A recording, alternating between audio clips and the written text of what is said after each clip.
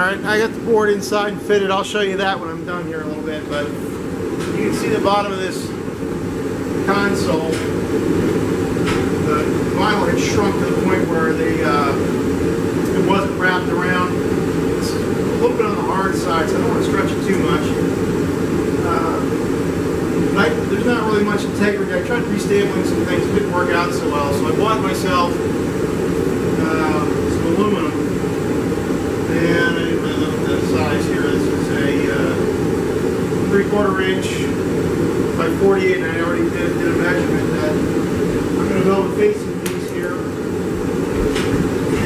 It's going to be the mount, and I'm going to wrap it around, put a bend in it. I don't need to go around that corner. I need to start a radius bend.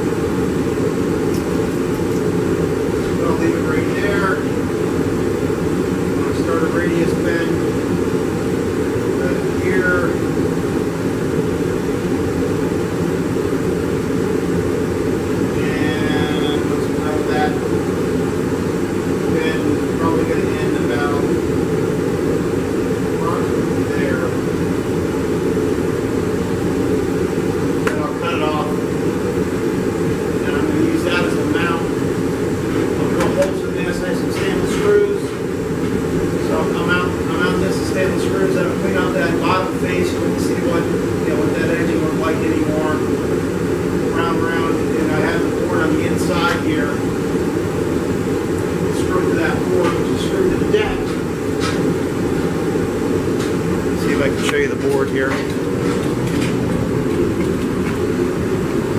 I haven't mounted it yet, but if you look inside here, take a quick look, you can see the board that is now in there. That's the piece of Trex that I fit in there. But that'll get screwed to the deck. The aluminum goes on the outside as a facing piece, and that will fix this. I'm going to actually lift this up. I'm going to put a few washers under it just to lift it a little tiny bit, and then I'll put L brackets for everything else, tidy it all up. Alright, after heating this up and getting an initial bend in it, I fitted on the console, and it was off by about what I see in the radius of this disc. So I'm going to use this as a pattern, and at this point I'm going to tap the rest with a hammer and cold form it now. I didn't want to bend it that much unless I heated it, which I did with the MAP gas. So now I'm going to go ahead and just form it and then try and fit it again.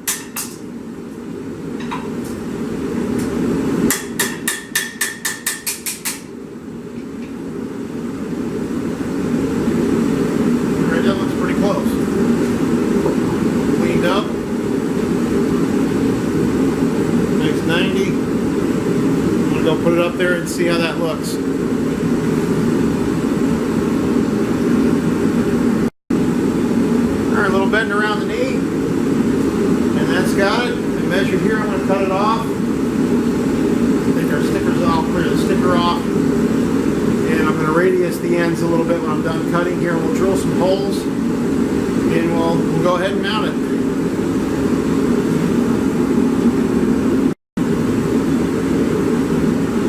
Alright, just cut off, so I'm just going to take a file. I'm going to raise these corners off. I don't want to have any kind of sharp edges anywhere on the boat. Never a good thing. We're just going to go ahead and round these corners. Make sure there's no sharp edges anywhere.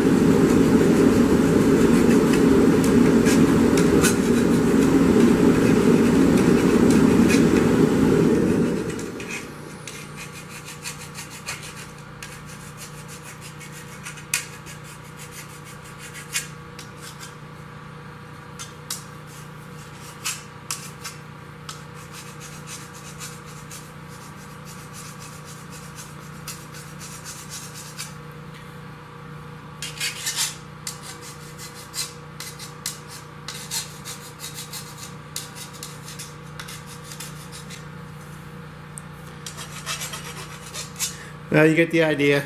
So I'm just going to keep doing this to both ends and get them nice and smooth.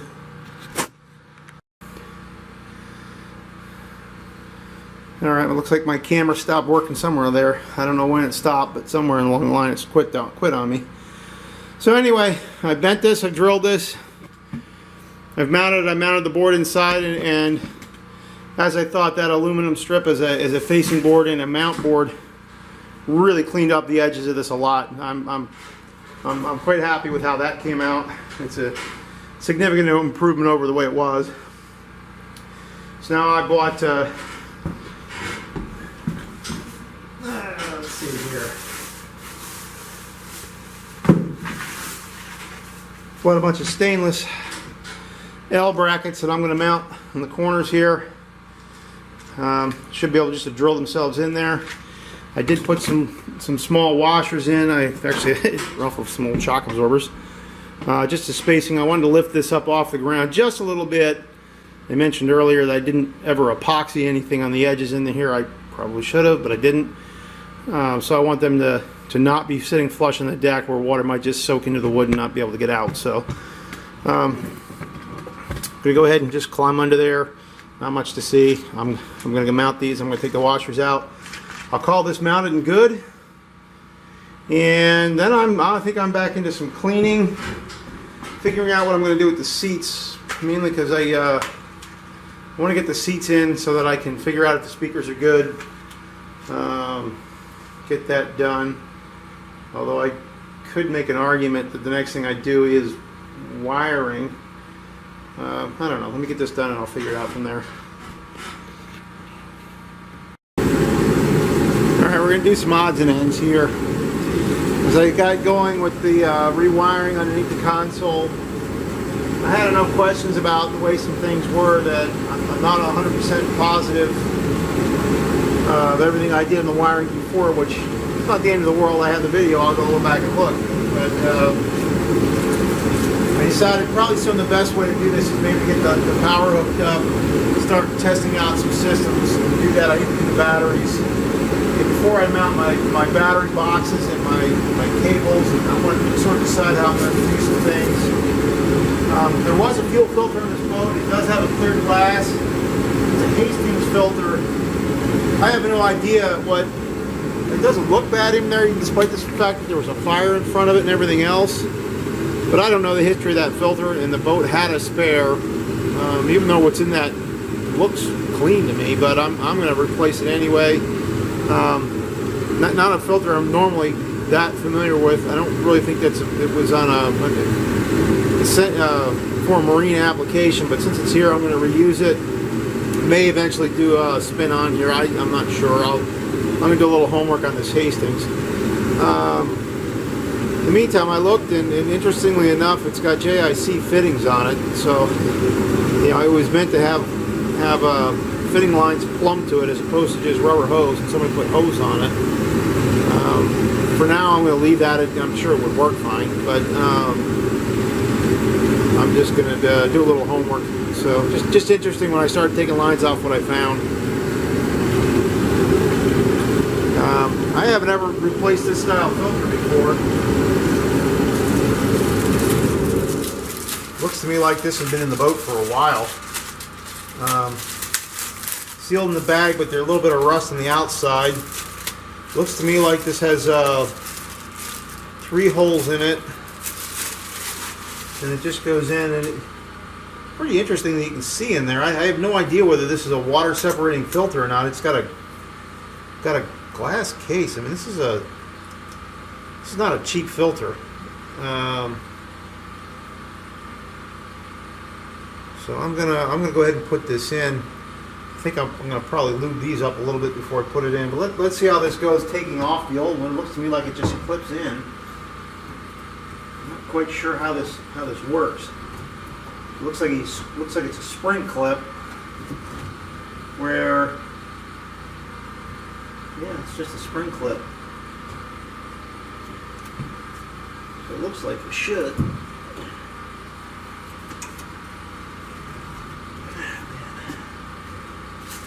It's on there with some pressure. There's my screwdriver. I just had it there. Well, I don't know. That filter sure doesn't look bad. Where is my screwdriver?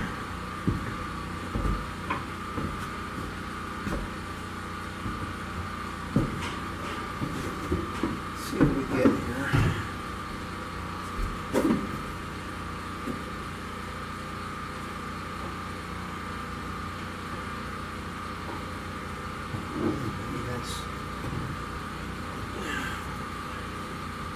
I see that.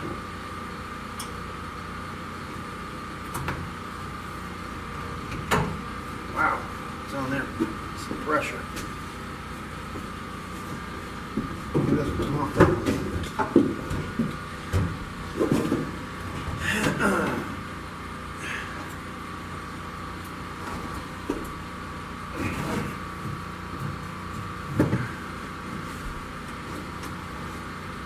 Man.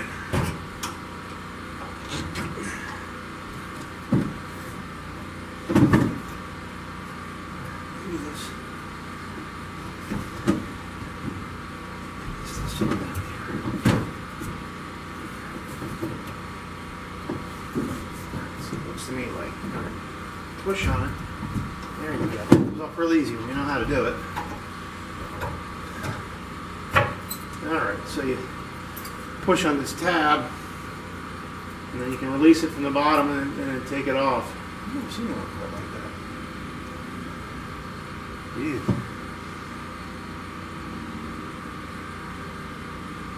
Alright, I'm kind of glad I decided to take this off. It was pretty cruddy in there.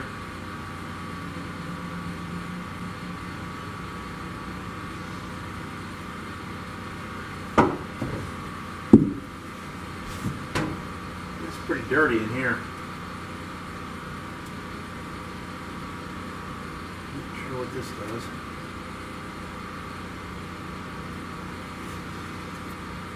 I'm going to clean this out real good. When I look at this, I see that I guess it doesn't really matter that it's cruddy in the inside of this thing, because all the fuel would go through here. Comes in, goes to the bottom, comes up and out the top. So the fact that it's dirty doesn't really mean much. But I am going to clean off. I'm going to clean this housing a little bit. And I'm going to get a little oil before I put the new filter on. I don't know if you can see that with the camera or not, but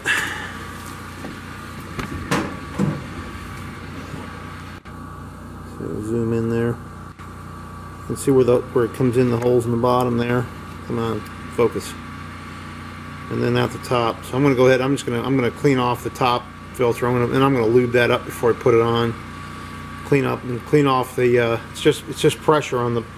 It's just pressure on the bottom of the filter for the two bottom fill holes.